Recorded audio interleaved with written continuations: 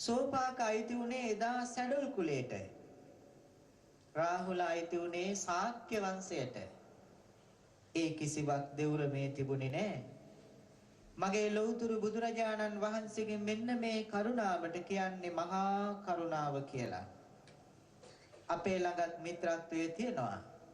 සජීවී ලෝකයට වගේම අජීවී ලෝකයටත් මෙත් වඩපු මහා කාරුණික බුදුරජාණන් වහන්සේ අපට අනුදැන වදාලා මහණෙනි අපිට සෙවන දෙන ගහකොළ තියෙනවා. අත්තක්වත් කඩන්න එපා. දාන ටික වළඳලා පිණ්ඩපාතේ වැඩම කරලා ගහක් යට ඉඳලා එතනින් නැවත පිටමන් වෙද්දී ගහ දෙස බැලුවෙත් පුදුම කරුණාවකින්. ඒ නිසා ඒ ලෞතුරු බුදුරජාණන් වහන්සේගේ අනන්ත බුදු ගුණ මෙනෙහි කරලා අපි මේ බුද්ධ පූජාව සිද්ධ කළේ, අපි මේ වන්දනා කරන්නේ. එවැනි උතුමෙකුට වඳින වාරයක් පාසා, ගුණ ඇති තැනට ගරු කරන වාරයක් පාසා, ගුණය ගැන සිහි කර ගරු කරන වාරයක් පාසා අපි ගුණයට සමීප වෙනවා. ඒ ගුණ සුවඳ මොහොතකින් හෝ සමීප කරගන්න අපේ පපුවට අපිට ලැබුණොත් ඒක මහා පුදුම භාග්යක්. ඒ නිසා අපි හැමදෙනාම බුදුහාමුදුරුවන්ට බුද්ධ පූජාව පූජකලේ උන්වහන්සේ වළඳන නිසා නෙමෙයි. ගුණයට ගරු කරමින් මේ දහවල දාණය පූජ කරලා හිරාන් මහත්මයා, ඒ වගේම ලකී මහත්මයා ඇතුළු මේ ඇත්තු Tamanගේ දයාබර මෑණියන්ට පින් දෙන්න දාණය පූජා කරන්නට පෙර ආතුව එහි අග්‍රභාගයයි බුදුරජාණන් වහන්සේට පූජ කළේ. මීට වසරකට පෙර ඔවුන්ගේ සදාදරණීය අම්මා මිය පරලොව ගියා. ඒ අම්මට පින් අනුමෝදන් කරන්නටයි මේ පින්කම සිද්ධ කරන්නේ. අම්මා කියන වචනේ ලස්සන අරුතක්, නිරුක්තයක් මම දැක්කා. අමෘතය දෙන්නා කියන තේරුමෙන් සිංහල අම්මා කියන වචනේ හැදිලා තියෙනවා. අම්මා දීපු කිරි ටික අමෘතය. ප්‍රතිදේහ ශක්තිය කිරිවල තිබුණා. මව් කිරි බොන දරුවන්ට විස බීජ සමග සටන් කිරීමේ ශක්තිය රුධිරයට එකතු කරලා තියෙන්නේ අම්මගේ කිරි වලින්. වෛද්‍ය විද්‍යාත්මක සත්‍යයක් ඒක. ඒ නිසා අපිට දීපු කිරි ටික අමෘතය දුන්නා නේද අම්මා. ඒ නිසා ඔබ මගේ අම්මාය. ඒ මෑණියන් වහන්සේ මීට වසරකට පෙර මිය පරලොව ගිහිල්ලා Tamanගේ මව්බිමේ අම්මා වෙනුවෙන් 26 වෙනිදා පින්කමක් කරන බව පුතණුවන් අප සමග සිහි කළා.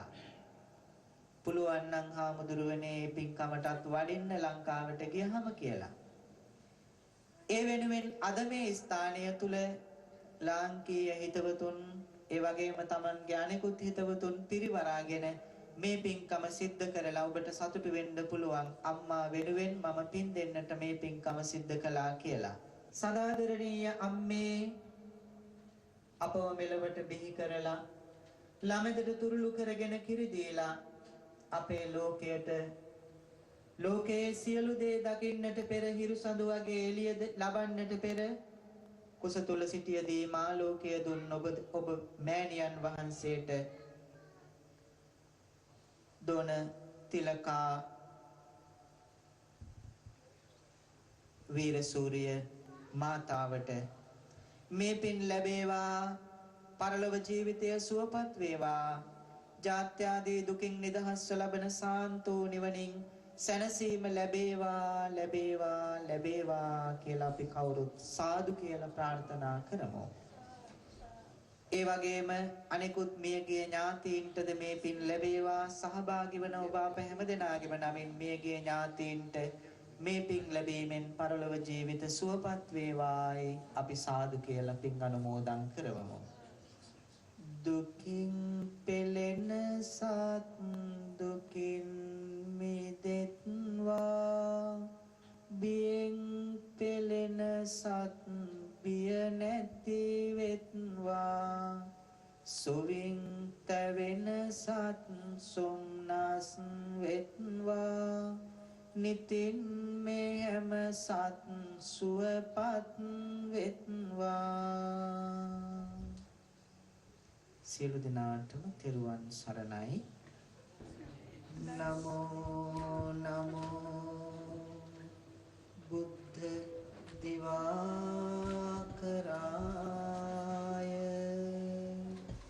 නමෝ නමෝ ගෝතම චන්දිමාය නමෝ නමෝ නන්ද ගුණංගවාය නමෝ නමෝ සාකිය නන්දනාය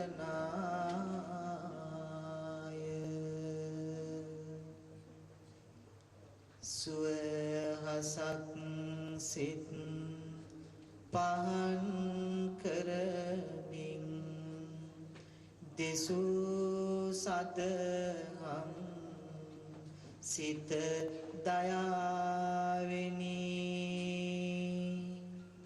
ලොවක් සනහන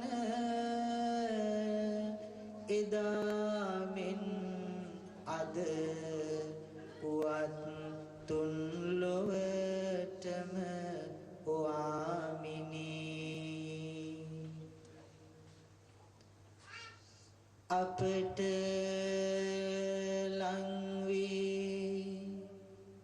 මෙතින් දෙසුදම් සිහි කරන්නම් හද දයාවෙනි වඳින්නට අවසරයි පාමුල වැටිගෙන මා බුදු පියාණනි මේ පරිසරය තුල මවකට පින් දෙන පින්කමකුත් එක්කලා අපේ රටවැසි බොහෝ දෙනෙක් මෙරට තුල දිවිගෙවන එක්තැන් කරගෙන සිදු කරන ආගමික වතාවත් වල මගේ අනුශාසනය වෙනුවෙන් ධර්ම දේශනය වෙනුවෙන් මගේ සිව්පදය වෙනුවෙන් ඉද ප්‍රස්තාව ලබා දීම ගැන පුණ්‍යානුමෝදනාවත් එක්ක මගේ දේශනාවේ ඉතුරු කොටස මේ විදිහට ගලාගෙන යන්නේ. මම කවියට හරි ආසයි. මොකද්ද භාග්‍යයකට මගේ උපතත් එක්ක මට උරුම වුණ කවිය මාධ්‍ය කොට ගන්නවා ධර්මය sannivedanaya කරන්න. බුදුහාමුදුරුව තරම් හිතට කිට්ටු වුණ කෙනෙක් නැති තරම්. සිතේ රෝගවලට ප්‍රතිකර්ම කළ හැටි හරි පුදුමයි. ඔබ අසා තිබෙනවා. කිසා ගෞතමිය දරු පැටියක් තුරුළු කරගෙන ලෙඩ වෙච්ච දරුවට බෙහෙත් හොයා යනවා. නමුත් දරුවා මියදිලා. පොඩි දරුවෙක් මිය ගියා කියලා Tamanගේ ගමේ අහලා තිබුණේ නැහැ. ඒ අසා නොතිබූ නිසා ඇය දරුවා තුරුළු කරගෙන දරුවා මැරිලා කියලා කවුරු හරි කිව්වොත් ඇය කම්පා වෙනවා. ඒ ඔහු දෙස නැවත රවල බලලා නෑ මගේ දරුවා මැරිලා නෑ අරගෙන යනවා. අම්මලා දරුවන්ට බැඳෙන නිසා. ඉතින් අවසානයේදී බුදුහාමුදුරුවෝ ළඟට දරුවත් තුරුළු කරගෙන ආවා.